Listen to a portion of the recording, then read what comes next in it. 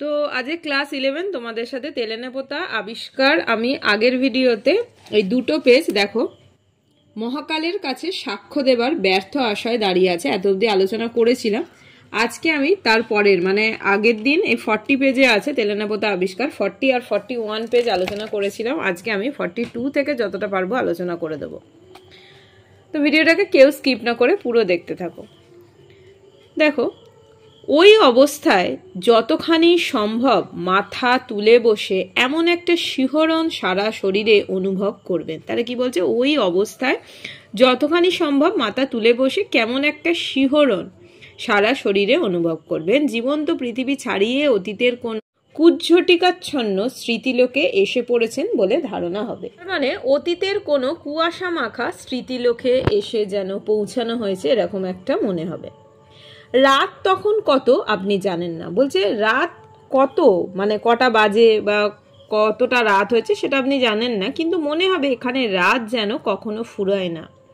নিবিড় অনাদি অনন্ত স্তব্ধতায় সব কিছু নিমগ্ন হয়ে আছে। জাদুঘরের নানা প্রাণীদেহ আরকের মধ্যে যেমন থাকে, তাহলে এখানে যেন সমস্ত কিছুই যেন এখানে স্থির হয়ে আছে। জাদুঘরের প্রাণীদেহ যেমন বিভিন্ন রাসায়নিক তরলের মধ্যে রেখে দীর্ঘদিন ধরে বাঁচিয়ে রাখা হয়, অনেকটা যেন সেরকম। 2-3 বার মোড় ঘুরে গরুর গাড়ি এবার এক জায়গায় এসে থামবে।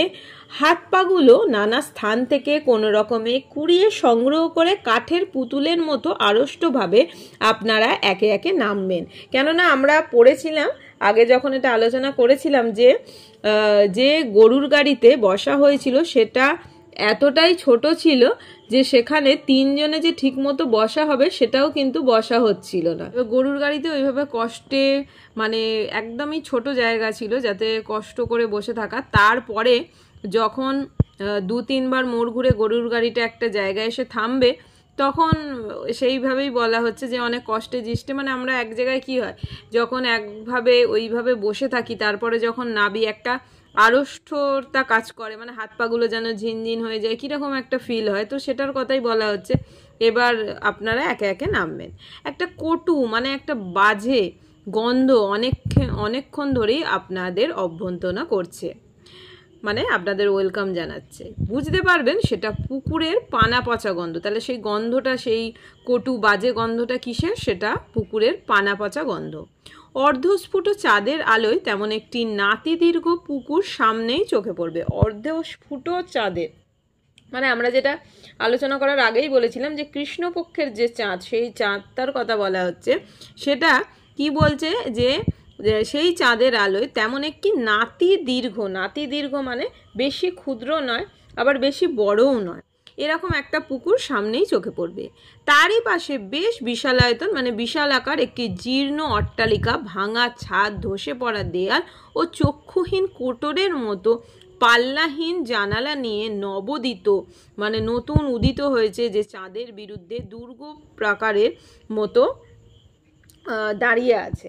তাহলে এখানে কি বলা হচ্ছে যে মানে তার যে এই যে এখানে যেটা আমরা বলছি যে তারই পাশে যেন বিশালায়তন একটি জীর্ণ অট্টালিকা, ভাঙা ছাদ, ধসে পড়া দেয়াল ও চক্ষুহীন কোটরের মতো, মানে সেটার কি সেটার জানলাগুলো ভেঙে গেছে তাই বলা হচ্ছে চক্ষুহীন কোটর। চোখ নেই কিন্তু সেই যে জায়গাটা মানে চোখটা যেখানটা থাকে সেই জায়গাটার কথা কিন্তু বলা হচ্ছে, সেই কোটরটা কিন্তু রয়ে গেছে। নতুন ওঠা যে চাঁদ সেই চাঁদের বিরুদ্ধে প্রাকারের মতো দাঁড়িয়ে আছে। এই ধ্বংসাবশেষেরই একটি অপেক্ষাকৃত বাসযোগ্য ঘরে আপনাদের থাকার ব্যবস্থা করে নিতে হবে। তাহলে এই যে ধ্বংসাবশেষ, এই ধ্বংসাবশেষেরই একটা অপেক্ষাকৃত বাসযোগ্য মানে যেখানে বাস করার মতো সেরকমই একটা ঘরে আপনাদের থাকার জন্য ব্যবস্থা করে নিতে হবে। কোথা থেকে গাড়োয়ান একটা ভাঙা লণ্ঠন নিয়ে, বলেইছি আগেও পড়েছো তোমরা গাড়োয়ান যে গরুর গাড়িটা চালাচ্ছিল তার কথা বলা হচ্ছে এখানে, ভাঙা লণ্ঠন নিয়ে এসে ঘরে বসিয়ে দেবে, সেই সঙ্গে এক কলসি জল। ঘরে ঢুকে বুঝতে পারবেন বহু যুগ পরে মনুষ্য জাতির প্রতিনিধি হিসেবে আপনারাই সেখানে প্রথম পদার্পণ করেছেন। মানে আমাদের হয় কি যখন একটা কোনো ঘর পড়ে থাকে দেখবে সেই ঘরটাতে কীরকম হয় ঝুল নোংরা এরকম পড়ে থাকে, তাহলে আমরা বুঝতে পারি যে সেখানে কারুর আসা যাওয়া নেই বা কিছু, আর কেউ যদি সেখানে বসবাসযোগ্য হয় বা দিন রাত হয় সেটা নিশ্চয়ই পরিষ্কার পরিচ্ছন্ন থাকবে, তা সেটা ঘরে ঢুকে নিশ্চয়ই বোঝা যায়। তো সেরকমই একটা পরিস্থিতির কথা বলা হয়েছে, যার জন্য দেখো এখানে লেখা আছে ঘরের ঝুল জঞ্জাল ও ধুলো হয়তো কেউ আগে কখনো পরিষ্কার করার ব্যর্থ চেষ্টা করে গিয়েছে। ঘরের অধিষ্ঠাত্রী আত্মা যে তাতে ক্ষুব্ধ একটি অস্পষ্ট ভাবসা গন্ধে তার প্রমাণ পাবেন। ঘরের অধিষ্ঠাত্রী আত্মা বলতে এখানে কি বলছে, ঘরের যে দম বন্ধ করা পরিবেশ সেটাকে বলা হচ্ছে ঘরের অধিষ্ঠাত্রী আত্মা। সামান্য চলাফেরায় ছাদ ও দেয়াল থেকে জীর্ণ পলস্তারা সেই রুষ্ট আত্মার অভিশাপ, পলস্তারা হচ্ছে যে প্লাস্টার সেটাকে বলছে, সেই রুষ্ট আত্মার অভিশাপের মতো থেকে থেকে আপনাদের উপর বর্ষিত হবে। 2-3টি চামচিকা ঘরের অধিকার নিয়ে আপনাদের সঙ্গে সমস্ত রাত বিবাদ করবে, কারণ তারা যেহেতু এতদিন ছিল সেই জন্য। তো তারপরে দেখো তেলেনেপোতা আবিষ্কারের জন্য আপনার 2টি বন্ধুর একজন, তো আপনার সাথে তো 2জন সঙ্গী ছিল, আপনার 2টো বন্ধু ছিল, সেই বন্ধুর একজন কি বলছে পানরসিক যিনি মদ্যপান করেন, আর অপরজন নিদ্রাবিলাসী যিনি ঘুমোতে ভালোবাসেন। কুম্ভকর্ণের দোসর হওয়া দরকার। কুম্ভকর্ণ যেমন 6 মাস ঘুমোতো, একদিন জাগতো, সেরকম কুম্ভকর্ণের বন্ধু বলা হয়েছে। তারপরে ঘরে পৌঁছতেই মেঝের উপর কোনো রকমের শতরঞ্জির আবরণ পড়তে না পড়তেই একজন তার উপর নিজেকে বিস্তৃত করে নাসিকা ধরতে করবেন, অপরজন পান পাত্রে নিজেকে নিমজ্জিত করে দেবেন। তাহলে 2জনকে বলা, একজন পানরসিক আর একজন নিদ্রাবিলাসী, তো একজন মানে শতরঞ্জি পাততে না পাততেই সে কি করবে, নাক ডেকে ঘুমোতে শুরু করে দেবে, আর একজন কি করবে, আর একজন কিন্তু পান পাত্রে নিজেকে নিমজ্জিত করবে, মানে সে যেহেতু মদ্যপান করে সে মদ্যপান করতে শুরু করে দেবে। রাত বাড়বে, ভাঙা লণ্ঠনের কাচের চিমনি ক্রমশ গাঢ়ভাবে কালিমালিপ্ত হয়ে ধীরে ধীরে অন্ধ হয়ে যাবে। কোনো রহস্যময় বেতার সংকেতে খবর পেয়ে সে অঞ্চলের সমস্ত সমর্থ সাবালক মশা নবগতদের অভিনন্দন জানাবে ও তাদের সঙ্গে শোণিত সম্বন্ধ স্থাপন করতে আসবে। আপনি বিচক্ষণ হলে দেয়ালে ও গায়ে বসবার বিশিষ্ট ভঙ্গি দেখে বুঝবেন তারা মশাদের মধ্যে সবচেয়ে বড় কুলীন ম্যালেরিয়া দেবীর অদ্বিতীয় বাহন অ্যানোফিলিস মশা। আমরা জানি যে ম্যালেরিয়া রোগের বাহন স্ত্রী অ্যানোফিলিস মশা, সেটার কথাই বলা হয়েছে। আপনার 2 বন্ধু তখন 2 কারণে অচেতন। তো এখানে বলছে যে মানে এখানে একটা রক্তের সম্বন্ধ বোঝানো হয়েছে, এটা কিন্তু তির্যকভাবেই, এখানে কিন্তু একটা তির্যকভাবে এই সম্বন্ধটাকে বোঝানো হয়েছে। মানে এই মশাগুলো অ্যাকচুয়ালি যদি আপনার সাথে রক্তের সম্বন্ধ করে, আপনার যদি রক্ত পান করে, তাহলে আপনার কিন্তু ম্যালেরিয়া হওয়াটা স্বাভাবিক, সেটাই বলা হয়েছে, কিন্তু একটু তির্যকভাবে বলা হয়েছে। আপনার 2 বন্ধু তখন 2 কারণে অচেতন, মানে একজন তো নিদ্রায়, সে নাক ডেকে ঘুমাচ্ছে, আর একজন মদ্যপান করছেন, 2জন 2 ভাবে অচেতন। ধীরে ধীরে তাই শয্যা পরিত্যাগ করে উঠে দাঁড়াবেন। তো আপনি কি করবেন, সেই রকম সিচুয়েশনে আপনি উঠে দাঁড়াবেন। তারপর গুমোট গরম থেকে একটু পরিত্রাণ পাওয়ার জন্য টর্চটি হাতে নিয়ে ভগ্নপ্রায় সিঁড়ি দিয়ে উপরের ছাদে উঠবার চেষ্টা করবেন। যখন সেই যে সিচুয়েশনটা থেকে মানে ধীরে ধীরে তাই শয্যা পরিত্যাগ করে উঠে দাঁড়াবেন। তারপর গুমোট গরম, মানে আপনার তো গরম লাগছে, ওই 2জন বন্ধু তারা তো 2টো কারণে অচেতন হয়ে গেছে, কিন্তু আপনি কি করবেন, সেই গরমটা থেকে যখন পরিত্রাণ, মানে সেইটা থেকে একটুখানি সরে যাওয়ার জন্য কি করবেন, টর্চটি হাতে নিয়ে ভগ্নপ্রায় সিঁড়ি দিয়ে উপরের ছাদে উঠবার চেষ্টা করবেন। প্রতি মুহূর্তে কোথাও ইট বা টালি খসে পড়ে ভূপতিত হওয়ার বিপদ আপনাকে নিরস্ত করবার চেষ্টা করবে। তবু কোনো দুর্বার আকর্ষণে সমস্ত অগ্রাহ্য করে আপনি উপরে না উঠে পারবেন না। যেরকমই সিচুয়েশন হোক, আপনি কিন্তু একটা দুর্বার আকর্ষণে একটা সমস্ত কিছুকে কিন্তু অগ্রাহ্য করে তাও আপনি কিন্তু সিঁড়ি দিয়ে উঠছেন, সেটাকে আপনি অগ্রাহ্য করতে পারছেন না। ছাদে গিয়ে দেখবেন অধিকাংশ জায়গাতে অলিশা ভেঙে ধূলিসাৎ হয়েছে। ফাটলে ফাটলে অরণ্যের 5ম বাহিনী ষড়যন্ত্রের শিকড় চালিয়ে ভিতর থেকে এ অট্টালিকার ধ্বংসের কাজ অনেকখানি এগিয়ে রেখেছে। 5ম বাহিনী ষড়যন্ত্রের শিকড়ের কথা বলছে। শিকড় কি করেছে, সে যেন ভিতর থেকে অট্টালিকার ধ্বংসের কাজ অনেকখানি এগিয়ে রেখেছে। তবু কৃষ্ণপক্ষের ক্ষীণ চাঁদের আলোয় সমস্ত কেমন অপরূপ মোহময় মনে হবে। খানিকক্ষণ চেয়ে থাকলে এ মৃত্যু সুষুপ্তি মগ্ন মায়াপুরীর কোনো গোপন প্রকোষ্ঠে বন্দিনী রাজকুমারী সোনার কাঠি রূপার কাঠি পাশে নিয়ে যুগান্তের গাঢ় তন্দায় অচেতন তা যেন আপনি টের পাবেন। তাহলে এটা যেন একটা মায়াপুরী, এখানে যেন মৃত্যুর হাতছানি রয়েছে। মায়াপুরী প্রত্যেক যেন মরণ নিদ্রায় ঘুমিয়ে রয়েছে। কোনো এক প্রকোষ্ঠে আমরা যেমন ওই যে গল্প আছে, এই ধরো গল্পে পড়েছিলাম যে রূপকথার গল্প, সেই গল্পে আমরা পড়েছিলাম রাজকুমারী ঘুমিয়ে আছে, তার মাথার দিকে সোনার কাঠি, পায়ের দিকে রূপোর কাঠি গুলো। এই যে এইগুলো যদি আমরা পজিশন চেঞ্জ করে দিতাম, মানে চেঞ্জ করে দিলে তাহলে কি হবে, সে তার কিন্তু ঘুম ভাঙবে। সেরকমই এখানেও বোঝানো হয়েছে যে সব যেন এখানে ঘুমিয়ে আছে। তারপর দেখো, সেই মুহূর্তে আদুরে সংকীর্ণ রাস্তার ওপারে একটা ভগ্নস্তূপ বলে যা মনে হয়েছিল তারই একটা জানলায় একটি আলোর ক্ষীণ রেখা আপনার চোখে পড়বে। সেই আলোর রেখা আড়াল করে একটি রহস্যময় ছায়ামূর্তি সেখানে এসে দাঁড়াবে। গভীর নিশীথ রাত্রে কে যেন এই বাতায়নবর্তিনী, কেন যে তার চোখে ঘুম নেই। আপনি ভাববার চেষ্টা করবেন কিন্তু কিছুই বুঝতে পারবেন না। তাহলে আপনি সেই যে ছায়ামূর্তি, রহস্যময় ছায়ামূর্তি, সেটাকে দেখে আপনি ভাবছেন কে এত রাতে যার চোখে ঘুম নেই, কে এই বাতায়নবর্তিনী, এইসব যখন আপনি মানে ভাববার চেষ্টা করছেন, আপনি কিন্তু কিছুই বুঝতে পারছেন না। খানিক বাদে মনে হবে সবই বুঝি আপনার চোখের ভ্রম, মানে চোখের ভুল। বাতায়ন থেকে সে ছায়া সরে গিয়েছে, আলোর ক্ষীণ রেখা গিয়েছে মুছে।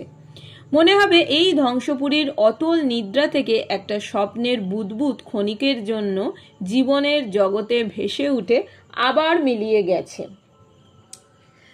তারপরে আপনি আবার সন্তর্পণে নিচে নেমে আসবেন এবং কখন এক সময় দুই বন্ধুর পাশে একটু জায়গা করে ঘুমিয়ে পড়বেন জানতে পারবেন না। তাহলে এতক্ষণ আপনার একটা দম বন্ধ করা পরিবেশ ছিল, আপনি যে ঘুমোতে পারবেন সেটাও জানতেন না, কিন্তু কখন আপনি সেইটাকে অতিক্রম করে দুই বন্ধুর পাশে একটু জায়গা করে ঘুমিয়ে পড়বেন সেটা আপনি নিজেও জানতে পারবেন না। যখন জেগে উঠবেন তখন অবাক হয়ে দেখবেন এই রাত্রির দেশেও সকাল হয়। আপনি তো মানে যখন এইরকম একটা সিচুয়েশন, সেখানে আদৌ সেখানে সকাল হয় নাকি সেটা নিয়ে কনফিউজ, কেমন একটা দম বন্ধ করা অন্যরকম। আমরা দেখেছি যে এমন একটা পরিবেশ ছিল যেখানে কোনো সাধারণ মানুষের পক্ষে থাকা হয়তো সেটা সম্ভব না। তো সেই জন্যই মনে হচ্ছে যে এই রাত্রিরও কি সকাল হয়, ভোর হয়, পাখির কলরবে চারিদিক ভরে যায়। আপনার আসল উদ্দেশ্য আপনি নিশ্চয়ই বিস্মিত হবেন না, কেননা এখানে যিনি নায়ক তার আসল উদ্দেশ্য কি ছিল? আসল উদ্দেশ্য ছিল মাছ শিকার, মাছ ধরা। এক সময় সর্ষ পচার আয়োজন নিয়ে মৎস্য আরাধনার জন্য শ্যাওলা ঢাকা ভাঙা ঘাটের একটি ধারে বসে গুড়ি পানায় সবুজ জলের মধ্যে যথোচিত নৈবেদ্য সমেত বড়শি নাবিয়ে দেবেন। নৈবেদ্য সমেত বড়শি, এখানে এই যে বলছে কেন, সর্ষ পচার মানে হচ্ছে সমস্ত কিছু আয়োজন নিয়ে মাছ ধরার জন্য যা যা দরকার সেই খাবার আপনি বড়শি নাবিয়ে দেবেন। মানে এখানে এই যে নৈবেদ্য বলা হচ্ছে যথোচিত, মানে যতটা উচিত যে নৈবেদ্য, আমরা যেমন পুজো করার সময় নৈবেদ্য সাজাই, সেই রকমই যে আমাদের যখন আমরা মাছ ধরতে যাই তখনও কিন্তু এরকম নৈবেদ্য মানে বলা হচ্ছে তার যে উপযুক্ত খাবার, সেটা আমরা অনেক সময় ওই পাউরুটি দিয়ে বা কিছু দিয়ে যে একটা খাবার বানিয়ে মাছ ধরার জন্য নিয়ে যাওয়া হয়, মানে ঠিক যেন তার যা যা লাগবে সেগুলো সাজিয়ে যেন ঠাকুরের সামনে যেমন নৈবেদ্য দেওয়া হয়, সেই রকমই এখানেও সেইটাই বলা হচ্ছে। তারপরে বলা হচ্ছে বেলা বাড়বে, ওপারে ঝুঁকে পড়া একটা বাঁশের ডগা থেকে একটা মাছরাঙা পাখি ক্ষণে ক্ষণে আপনাকে যেন উপহাস করার জন্যই বাতাসে রঙের ঝিলিক বুলিয়ে পুকুরের জলে ঝাঁপিয়ে পড়বে ও সার্থক শিকারের উল্লেসে আবার বাঁশের ডগায় ফিরে গিয়ে দুর্বোধ্য ভাষায় আপনাকে বিদ্রুপ করবে। কেন? আপনি তো বসে আছেন, মাছরাঙাটা তার শিকার, সে মাছ শিকার করছে, কিন্তু আপনি বসে একটাও মাছ ধরতে পারছেন না। তাই সেই মাছরাঙাটা যেন আপনাকে বারবার করে সে কি করছে, সে উপহাস করে করে চলে যাচ্ছে। আপনাকে সন্ত্রস্ত করে একটা মোটা লম্বা সাপ ভাঙা ঘাটের কোনো ফাটল থেকে বেরিয়ে ধীর অঞ্চল গতিতে পুকুরটা সাঁতরে পার হয়ে ওধারে গিয়ে উঠবে। দুটো ফড়িং পাল্লা দিয়ে পাতলা কাঁচের মতো পাখা নেড়ে আপনার ফাতনাটার উপর বসবার চেষ্টা করবে। ও থেকে থেকে উদাস ঘুঘুর ডাকে আপনি আনমনা হয়ে যাবেন। ফাতনাটা যে মাছ ধরার জন্য যে বড়শিটা ব্যবহার করা হয়, সেখানে যে অংশটা জলের ওপর থাকে সেটার কথা বলা হয়েছে। তারপর হঠাৎ জলের শব্দে আপনার চমক ভাগবে। তো ঘুঘুর ডাকে বলা হচ্ছে আপনি আনমনা হয়ে যাবেন। তারপরে হঠাৎ জলের একটা শব্দ হবে, যে শব্দে আপনার মানে যে আনমনাটা সেটা কেটে যাবে। নিথর, যে জলে ঢেউ উঠেছে, মানে যে জলটার মধ্যে কোনো ঢেউ ছিল না, নিথর, সেই জলে ঢেউ উঠেছে। আপনার ছিপের ফাতনা মৃদু মন্দভাবে তাতে দুলছে। ঘাড় ফিরিয়ে দেখবেন, কি দেখবেন আপনি, যে একটা মেয়ে পিতলের ঝকঝকে কলসিতে পুকুরের পানা ঢেউ দিয়ে সরিয়ে জল ভরছে। ওই পুকুরের মধ্যে যখন পানা হয়ে যায়, জল নেওয়ার জন্য সেই পানাগুলোকে তো সরিয়ে দেওয়া হয়, দিয়ে জলটা নেওয়া হয়। সেও কি করছে, এই পুকুরের পানা ঢেউ দিয়ে মানে সে আস্তে আস্তে সরিয়ে জল ভরছে। মেয়েটির চোখে কৌতূহল আছে, কিন্তু গতিবিধিতে সলজ্জ আড়ষ্টতা নেই। সোজাসুজি সে আপনার দিকে তাকাবে, আপনার ফাতনা লক্ষ্য করবে, তারপর আবার মুখ ফিরিয়ে কলসিটা কোমরে তুলে নেবে। তাহলে বলছে যে মেয়েটার চোখে কিন্তু কৌতূহল আছে, কিন্তু গতিবিধিতে সলজ্জ আড়ষ্টতা নেই। যে একজন মানে কোনো পরপুরুষকে দেখে যে তার যে কোনো আড়ষ্টতা থাকবে সেটা কিন্তু নেই, কিন্তু চোখে কি আছে, একটা তার চোখে কিন্তু একটা কৌতূহল আছে। এবার সে মানে যেহেতু একটা আননোন একজন পার্সন, সে কোথা থেকে এসছে বা কি, মানে সেই রকম একটা কৌতূহল, কিন্তু তার কোনো আড়ষ্টতা নেই। সোজাসুজি সে আপনার দিকে তাকাবে, আপনার ফাতনা লক্ষ্য করবে, তারপর আবার মুখ ফিরিয়ে কি করবে, কলসিটা কোমরে তুলে নেবে। মেয়েটি কোনো বয়সে আপনি বুঝতে পারবেন না, তো মেয়েটির এক্স্যাক্ট কত বয়স সেটা আপনি বুঝতে পারবেন না। তার মুখের শান্ত করুণ গাম্ভীর্য দেখে মনে হবে জীবনের সুদীর্ঘ নির্মম পথ সে পার হয়ে এসেছে। তার ক্ষীণ দীর্ঘ অপুষ্ট শরীর দেখলে মনে হবে কৈশোরের অতিক্রম করে যৌবনে উত্তীর্ণ হওয়া তার যেন স্থগিত হয়ে আছে, ঠিক যেন সে মানে পুষ্টি পায়নি, কোনো কিছুর অভাবে অপুষ্ট শরীর দেখলে মনে হবে কৈশোর অতিক্রম করবে, যৌবনে উত্তীর্ণ হওয়া তার যেন স্থগিত হয়ে আছে। কলসি নিয়ে চলে যেতে যেতে ফিরে তাকিয়ে মেয়েটি হঠাৎ বলবে, বসে আছেন কেন, টান দিন। মানে সে তো মাছ ধরছিল, সে তো যেহেতু মাছ ধরছিল সে কি বলছে, ছিপ ফেলেছিল, তাই সে বলছে যে টান দিন। সে কণ্ঠ এমন শান্ত মধুর ও গম্ভীর যে এভাবে আপনা থেকে অপরিচিতের সঙ্গে কথা বলা আপনার মোটেই অস্বাভাবিক ঠেকবে না। মানে গলাটা শুনে এত শান্ত মধুর গম্ভীর মনে হবে যে আপনিও একটা আননোন বা অপরিচিত কারোর সাথে কথা বলছেন, সেটাও কিন্তু আপনারও মোটেই কিন্তু সেটা অস্বাভাবিক ঠেকবে না। শুধু আকস্মিক চমকের দরুন বিহবল হয়ে ছিপে টান দিতে আপনি ভুলে যাবেন। কি বলছে, যে কিন্তু আপনি ছিপে টান দিতে ভুলে যাবেন। তারপর ডুবে যাওয়া ফাতনা আবার ভেসে উঠবার পর ছিপ তুলে দেখবেন বড়শিতে টোপ আর নেই, কিন্তু অপ্রস্তুতভাবে মেয়েটির দিকে আপনাকে এবার তাকাতেই হবে। সেও মুখ ফুরিয়ে শান্ত ধীর